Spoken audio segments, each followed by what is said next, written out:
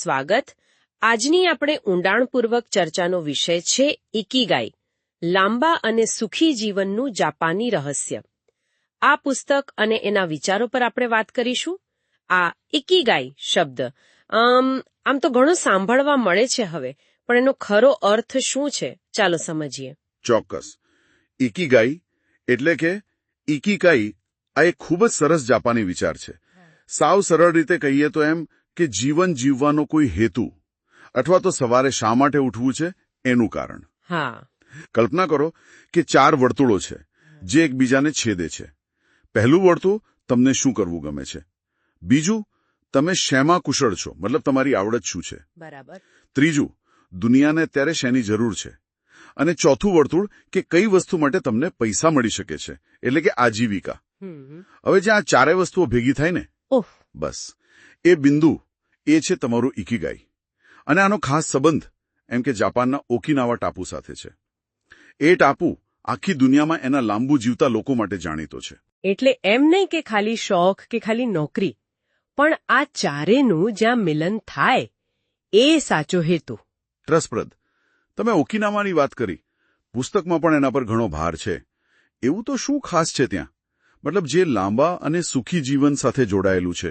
જુઓ, ઓકિનાવામાં જે લાંબુ આયુષ્ય છે એની પાછળ કોઈ એક જાદુઈ વસ્તુ નથી, પણ એમની આખી જીવનશૈલીના ઘણા બધા પાસાઓનો એમ કહી શકાય કે સમન્વય છે.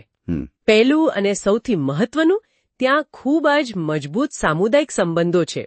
એ લોકો એને મોય કહે છે. મોય? હા, મોય એટલે લોકો નાના નાના ગ્રુપ બનાવે અને આખી જિંદગી એકબીજાને સામાજિક, ભાવનાત્મક આર્થિક રીતે પણ મદદ કરે. અચ્છા. બીજું, ત્યાં પેલો રિટાયરમેન્ટનો કોન્સેપ્ટ છે ને જે પશ્ચિમમાં છે, એવો બિલકુલ નથી. લોકો જીવનભર કંઈક ને કંઈક હેતુવાળી પ્રવૃત્તિમાં જોડાયેલા રહે છે. એટલે એવું નહીં કે બસ નિવૃત્ત થઈ ગયા ને બેસી ગયા. બિલકુલ નહીં. અહીં વાત લાંબો સમય કામ કરવાની નથી, પણ એ છે કે કોઈક હેતુ હોવો જોઈએ. એ હેતુ જ તમને માનસિક અને શારીરિક રીતે એક્ટિવ રાખે છે. પેલી નિવૃત્તિ પછી જે ઘણીવાર નિષ્ક્રિયતા આવી જાય ને, એને આ વસ્તુ રોકે છે. સમજાયો. એટલે પેલો હેતુ જ શક્તિ આપે છે. અને એમના ખોરાકનું શું, કસરતનું શું? એમનો ખોરાક જુઓ તો મોટા ભાગે વનસ્પતિ આધારિત. ખૂબ બધી રંગબેરંગી શાકભાજી, ટોફુ અને ખાસ કરીને પેલા શક્કરિયા. શક્કરિયા? હા. માંસ કે માછલી ખાય, પણ બહુ ઓછું, ક્યારેક જ. અને પેલો નિયમ હારા હાચીબુ. હા, એ મેં સાંભળ્યું છે. જેનો અર્થ છે પેટ 80% ભરાય ને એટલે ખાવાનું બંધ કરી દેવાનું. આજકાલના કોમ્પ્લિકેટેડ ડાયટ પ્લાનની સામે આ કેટલું સરળ છે, પણ કેટલું પાવરફુલ. બરાબર. બસ વધુ પડતું નથી ખાવાનું. ગ્રીન ટી ખૂબ પીએ છે, પ્રોસેસ્ડ ફૂડ તો લગભગ નહીં જ. અને શારીરિક પ્રવૃત્તિમાં કોઈ ભારે કસરતો નથી, પણ રોજિંદી હળવી કસરત, જેમ કે બાગકામ કરવું, ચાલવા જવું અને પેલું રેડિયો તાઈસો. રેડિયો તાઈસો? એ શું છે?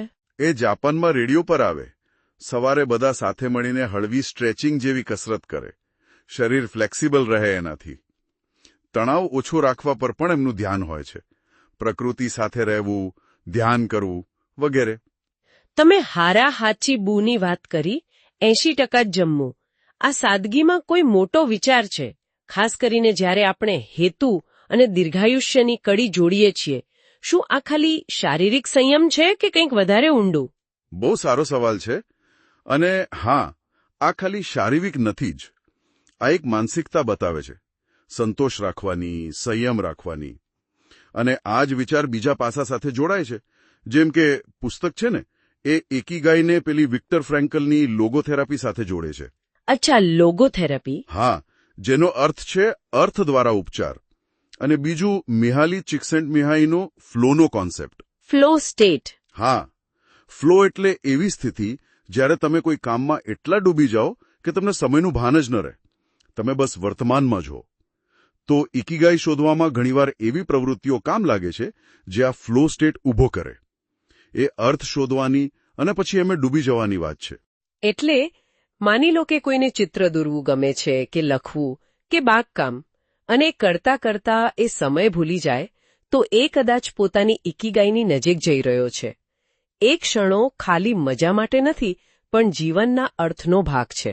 બિલકુલ. એકદમ બરાબર. એ ક્ષણો બહુ કિંમતી છે અને આ વસ્તુ છે ને સ્થિતિસ્થાપકતા એટલે કે રેઝિલિયન્સ એની સાથે પણ જોડાય છે. પુસ્તકમાં વાબી સાબી નામના જાપાની ફિલોસોફીની વાત છે. વાબી સાબી? હા, એનો મતલબ છે કે અપૂર્ણતામાં, વસ્તુઓની ક્ષણભંગુરતામાં અને જે કાયમી નથી એમાં પણ સૌંદર્ય જોવું. આજની દુનિયા જુઓ, બધે પરફેક્શનનો જ ભાર છે. પણ વાબી સાબી કહે છે કે અપૂર્ણતાને સ્વીકારો. આ સ્વીકાર ભાવ છે ને એ જ તમને માનસિક શાંતિ આપે છે. મુશ્કેલીઓ આવે, નિષ્ફળતા મળે તો એમાંથી બહાર આવવામાં મદદ કરે છે.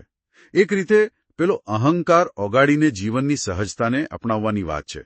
તો ઓકિનાવાની જીવનશૈલી, ફ્લો, વાબી સાબી આ બધું ભેગું કરીને પુસ્તક કોઈ ચોક્કસ માર્ગદર્શન આપે છે ખરું? જેમ કે કોઈ નિયમો જેવું? હા, બરાબર. પુસ્તકના અંતમાં 10 નિયમો જેવો સાર આપ્યો છે. જેમ કે હંમેશા એક્ટિવ રહો, મતલબ ક્યારેય રિટાયર ન થાવ હેતુની દ્રષ્ટિએ. ઉતાવળ છોડીને ધીમે ચાલો. પેલું 80% વાળું યાદ રાખો. હા. સારા મિત્રો રાખો. આવતા જન્મદિવસ માટે શરીરને ફિટ રાખો, એટલે કે હળવી કસરત કરો. સ્મિત કરતા રહો. પ્રકૃતિ સાથે જોડાઓ. આભાર માનો. વર્તમાનમાં જીવો. અને સૌથી મુખ્ય, તમારી ઇકિગાઈને અનુસરો. એટલે જો આ બધાનો સાર કાઢીએ તો મુખ્ય સંદેશ એ જ છે કે આ બધી વસ્તુઓ હેતુ, સમુદાય, સાદગી, ધ્યાનથી ખાવું, હળવી કસરત, પોઝિટિવિટી આ બધું એકબીજા સાથે જોડાયેલું છે. અને આ ખાલી લાંબુ જીવવા માટે નથી, પણ ખરેખર સંતોષી અને પરિપૂર્ણ જીવન જીવવા માટે જરૂરી છે. હા, એ વાત સાચી છે. લાંબુ આયુષ્ય તો કદાચ આ બધી વસ્તુઓનું પરિણામ છે, એ મુખ્ય ધ્યેય નથી. પુસ્તક આમ જો તો બહુ પ્રેરણા આપે છે, પણ એ કહેવું પડે કે અમુક વાતો થોડી રિપીટ થતી લાગે. અને કોઈને એમ થાય કે મારી પોતાની ઇકિગાઈ કઈ રીતે શોધવી, એના સ્ટેપ બાય સ્ટેપ ગાઈડન્સ કદાચ થોડું ઓછું છે. ખરેખર રોજબરોજની જિંદગીમાં જે ભાગદોડ ચાલે છે એમાં ક્યાંક આપણે આનંદ અને અર્થ ગુમાવી દઈએ છીએ.